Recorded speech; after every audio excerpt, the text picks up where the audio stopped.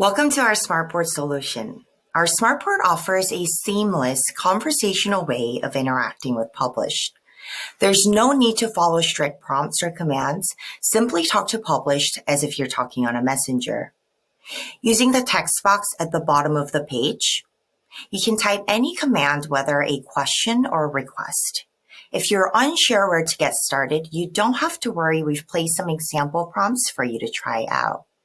So for the tutorial today, I'm going to ask Published to list 10 benefits of exercise.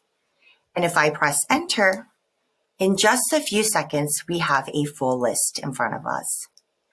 Now, there is a reason why our AI chatting system is called the Smartboard.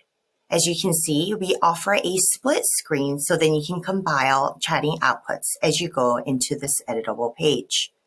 This is a very helpful feature that lets you compile outputs easily and quickly in one place. So now I'm going to copy paste a part of the output that will be useful for my work. And I will continue working on this document until my work is finished. So in sum, I hope that this tutorial can help you maximize your productivity in the future. And next time, let's learn more about our brainstorming solution. Thank you for listening.